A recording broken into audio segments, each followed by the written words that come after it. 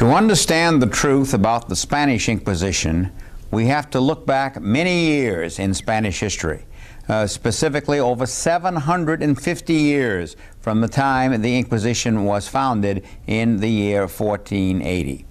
And we have to go back to the great invasion of Spain by the Muslims, whom the Spanish later called the Moors, which occurred in the year 711 AD. And quickly spread throughout most of the country. The Moors coming across from North Africa here, across the narrow straits of Gibraltar, moved up into Spain very quickly, and in the space of just 3 years, crossing over the Straits of Gibraltar here, they had overrun almost the entire Iberian Peninsula, now Spain and Portugal, leaving only a tiny strip of land up here still in the control of the Christians, who were the original settlers and people of that land.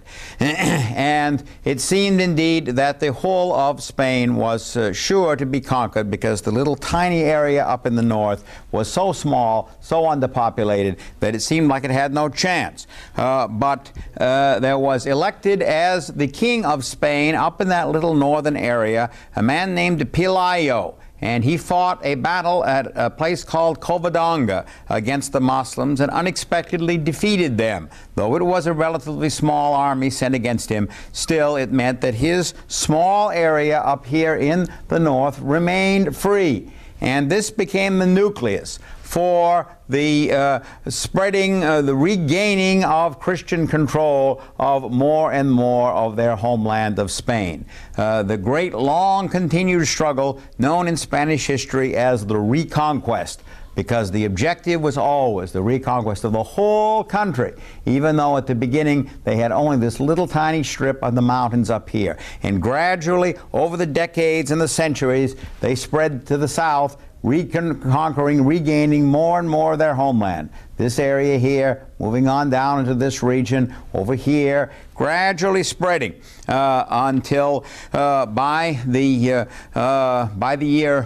1050, they had regained about 1/3 of the country. And after the struggle in the time of the great Spanish hero El Cid, they had regained perhaps half of the country, and the dividing line now between Christian and Muslim ran almost through the center of Spain.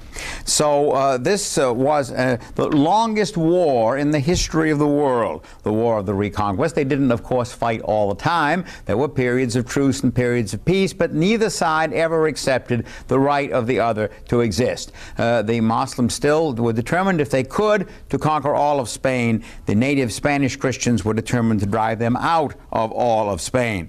And so the struggle went on, and the centuries passed.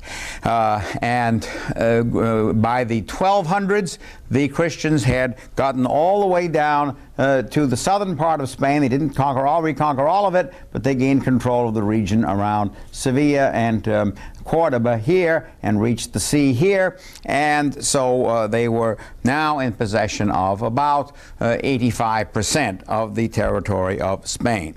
Now, what does all this have to do with the Inquisition? Simply this, that as the Christians spread southward, as they regained more of their country, they, especially in the later stages of this war, they were getting control of areas in the south of Spain and in the center and the south of Spain, which, although there were still a lot of Christians living there, there were also a lot of people who were either descendants of the original Moorish conquerors or who had converted to Islam, the religion of the Moors, later on, or were Jews who had come into Spain from other areas to settle. So that there was a large non-Christian population in the center and south of Spain as it was reconquered. And when these areas were brought into the Christian kingdoms of Spain, it became a great advantage for a person's career to be a Christian rather than a Muslim or a Jew. it was the church provided much leadership and guidance, not only in religious affairs, but in public affairs as well. Clearly, you couldn't rise in the church if you were not a Christian. And public service, the military, the government outside of the church, this was also very much the people there tended to favor Christians rather than Muslims or Jews. So if you were an ambitious young man and wanted to get ahead, it was to your advantage to be a Christian. And so this caused many people to convert, or say they had converted, for unworthy reasons, or in fact to say falsely that they were Christians when they were not, and accept baptism when they really didn't believe it. There were, of course, many others who accepted Christianity sincerely. But there still was a large population, especially in the more recently reconquered countries, of former Jews or Muslims or their descendants of the next 2 or 3 generations. These people were called conversos, a Spanish word which sounds like converts but means more than our phrase converts. When we say convert, we mean someone who himself in his own lifetime has changed religions. The Spanish used conversos to refer to anyone, not only anyone who had converted himself, but anyone whose parents or grandparents, it was kind of fuzzy how many generations it went back, but 3 or 4 anyway, had been of another religion. This was the growing problem in Spanish society, the presence of large numbers of people whose fidelity to Christianity could be seriously questioned, even though they had in fact been baptized.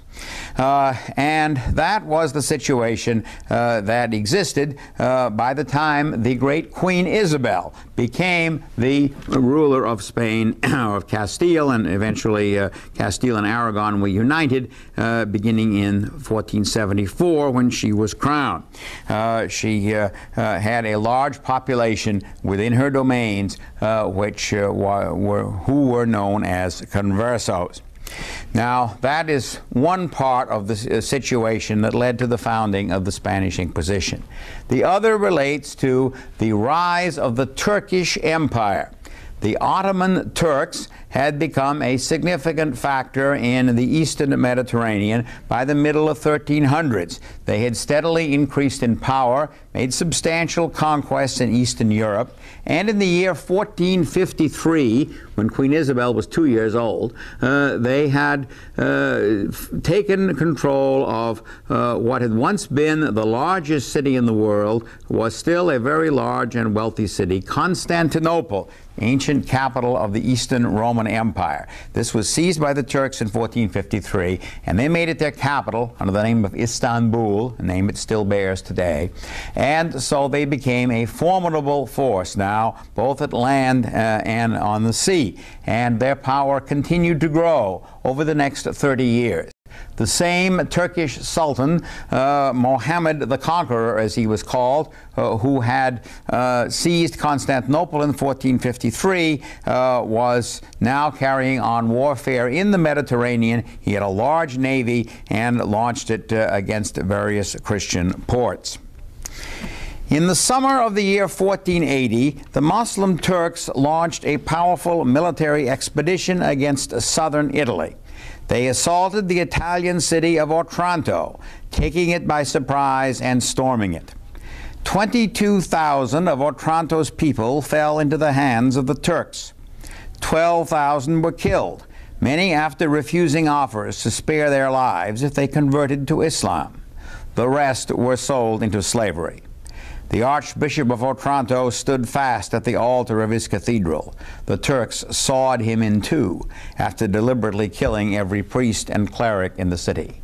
The Church still honors these men as the martyrs of Otranto. Spain responded at once. A great expedition to regain Otranto began to be prepared, with many volunteers and much enthusiasm. The storming of Otranto and the ensuing massacre was a warning to all Christendom of the magnitude of the danger that had arisen because of the extent of the Turkish conquests. Turkish ships and men could go anywhere in the Mediterranean Sea, seize any port, and wreak similar devastation. Though they had not yet reached Spain, it would be very easy for them to do so. Any Spanish port could become another Otranto. And there were tens of thousands in Spain who might well rise to greet invading, slaughtering Turks as liberators. The false conversos. Conversos, as I've explained, were those Spanish Christians who had converted from Islam or Judaism, or were descended from converted Muslims or Jews 1 or 2 or 3 generations back. Many of these conversions were genuine, or if the original conversion was not genuine, the living descendant of the original convert had always been or had become a sincere, believing Catholic.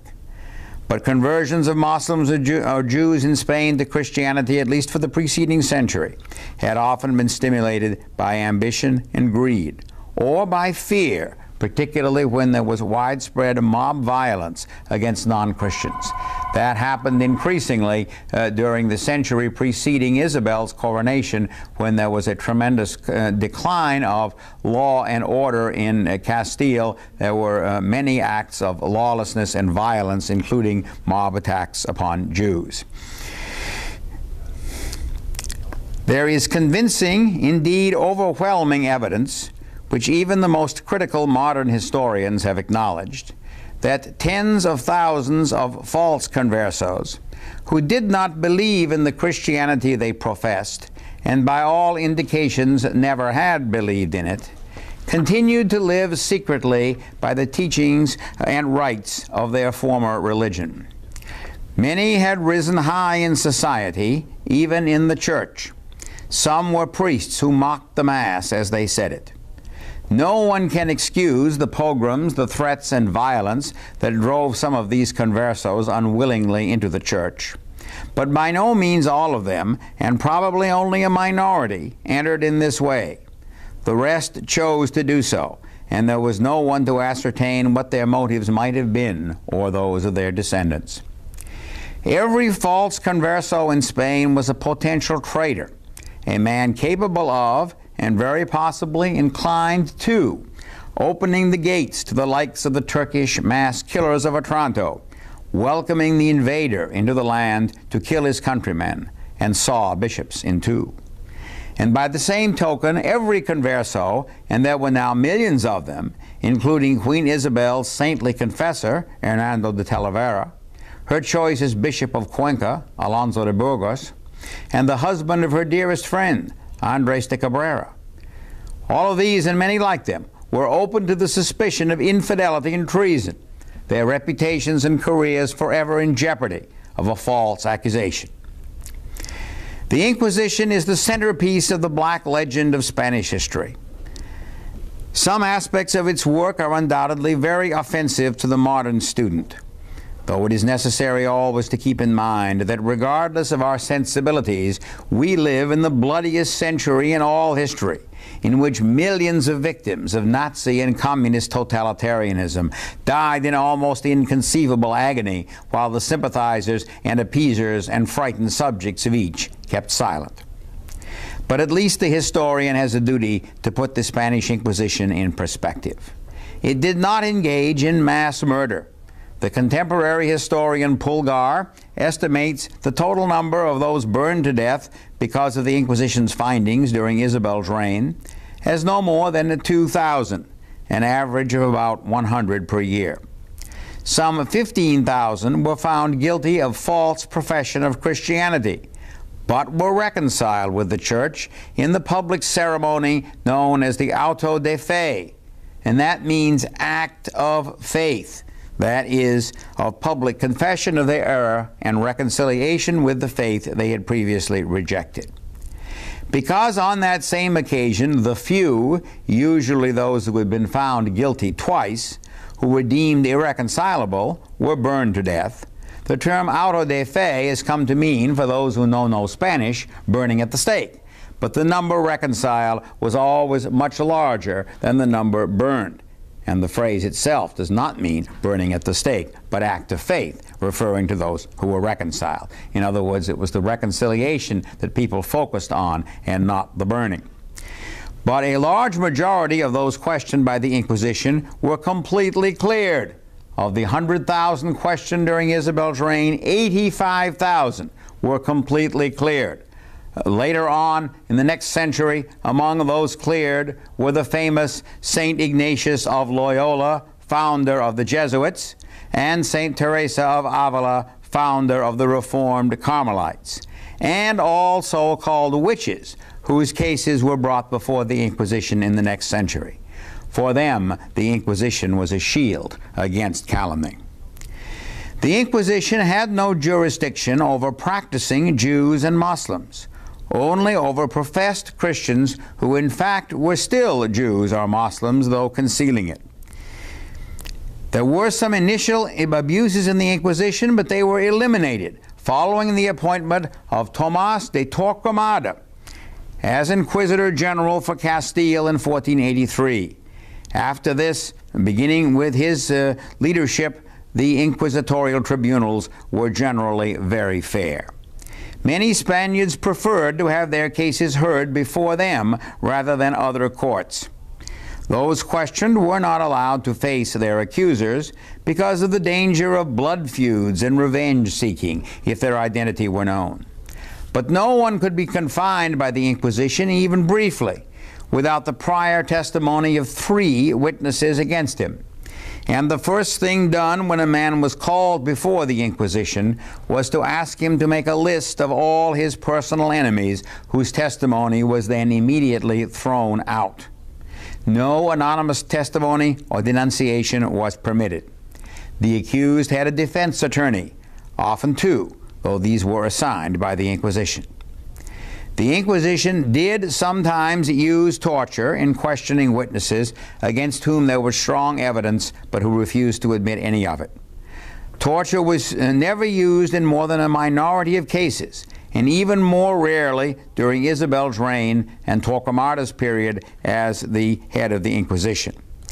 Torture was an evil that should not have been permitted, but it was a common evil of the age, found in many other courts and countries, against which few then even protested.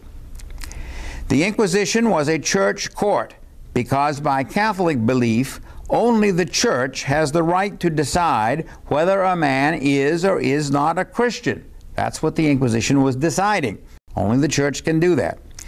Therefore, because it was a church court, the Inquisition did not execute the death penalty on its own authority, but turned the most guilty over to the state, the secular arm, as it was called, for the punishment reserved for heretics and traitors. These 2 crimes, heresy and treason, were similarly regarded, though heresy was deemed even worse as treason against God. Every government in Europe in the 15th century punished both treason and heresy by an exceedingly painful death. In Spain, the heretics were burned at the stake. In England, the punishment for treason was hanging, drawing, and quartering. In this ghastly procedure, the traitor was hanged but cut down before he was dead. His intestines were drawn out, and he was cut into 4 pieces, all while still alive. Let us by all means condemn such punishments, but not attribute them to some imaginary, unique evil of Spain. The modern world regards heresy as not a crime, but a joke. But the vast majority of the immense slaughters of men, women, and children by totalitarian regimes in our own 20th century have been carried out by men who bitterly hated Christianity and never hesitated to say so. They would not have been free to operate in a time which would have taken them at their word and knew the cost and consequences of such hatred, which many of those condemned by the Inquisition also nourished. Adolf Hitler was an apostate Catholic. Joseph Stalin was an apostate Orthodox seminarian. Between them, they took at least 25 million lives, possibly as many as 40 million. Beside those totals, the grand total of executions by referral from the Inquisition throughout its entire 300-year history is hardly measurable by comparison. A week's work, perhaps even a day's work, for Hitler or Stalin. Tomás de Torquemada would have known how to deal early and decisively with Adolf Hitler and Joseph Stalin. The great Queen Isabel saw the Inquisition as clearly necessary to preserve the security and to promote the spiritual and social unity of Spain. The enduring cause of the reconquest of the country from the Moors had defined Spain by its Catholic faith in a way matched by no other country, unless by Ireland and Poland, whose nationalities have been largely defined by persecutions of their people's Catholic faith. Because of this history, in all three of these countries up until the last few years, to reject the Catholic faith has been to all intents and purposes to reject the nationality. Queen Isabel could trust no Spaniard who pretended to be Catholic but was not. Neither could her people. Such deceivers must be exposed, then reconciled if possible, or forced to flee, or if stubborn and beyond reclamation in their hostility, executed. Isabel did not flinch from ordering their execution, regarding it as her duty. And justice was also the shield of the innocent.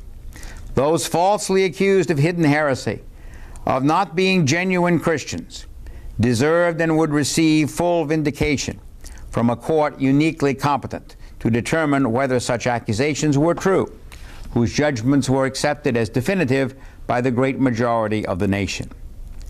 These considerations were Queen Isabel's justification for establishing the Inquisition. The initiative for its establishment and the determination for its retention were hers. The critics of the Spanish Inquisition, if they have any awareness of Isabel's character, should ask themselves how a woman so good, so honest, and so just could have brought such an institution into being if it were as evil as is commonly thought. And the Spanish Inquisition succeeded. It accomplished the task Isabel had set for it. After the death of Torquemada, the great reforming Cardinal Cisneros took over the effective leadership of the Inquisition during the last 18 years of his life, and it continued in his time and afterward to work in the manner that it had during the reign of Queen Isabel. Except in the Kingdom of Granada after its conquest from the Moors, a separate and special problem, there was no major anti-Christian revolt or treason in Spain during Isabel's reign or for 60 years after her death. And whenever there was a religious dispute involving accusations of heresy or occult practices, the Inquisition was available to settle it, and did settle it, before it became a threat to the Church or to the country. This then is the truth about the Spanish Inquisition. How did it become? Did it gain so different an image? Did it become almost a symbol and a byword for evil, as it has been seen by so many, particularly in the English-speaking world, over the past 200 years? It has never been so regarded in Spain. Though there have been severe critics of the Inquisition in recent times, there have always been defenders along the lines and making the kind of case that I have here today. But in the English-speaking world, you rarely hear anything good said, any defense made of the Inquisition. Why is that? The reasons go far back into history, to the great struggle of England and the Netherlands against Spain during the late 16th century, the reign of Philip II, the time of the Spanish Armada, the time of the Dutch revolt against Spain. And English and the Dutch writers making their case against Spain fastened on the worst reports and rumors about the Inquisition, used the reports of disloyal persons who had betrayed King Philip II and had fled from the country, and spread ugly stories about him and about the country and about the Inquisition. These were accepted and they were spread by skillful propagandists. In the end, the Dutch won their war for independence, and the English defeated the Spanish Armada.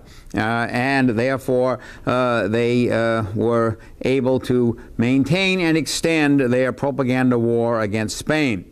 So the Inquisition gained this image among many people in the English-speaking world of a kind of embodiment of evil. Later on, around the end of the 18th century, around the year 1800, a man named Llorente who had worked for the Inquisition but had been accused of pilfering funds, of embezzlement, as we would call it today, from the Inquisition's treasury, escaped, went to England, and wrote what he called a history of the Inquisition, violently hostile and indicating that enormous numbers of people had been killed by the Inquisition down through the centuries. Statements which the examination of the actual records of the Inquisition and of the state in Spain have simply not borne out. Llorente is extraordinarily inaccurate. Even historians very critical of the Inquisition no longer come close to accepting Llorente's figures. So these distortions by Llorente added to the black legend of the Inquisition. Then,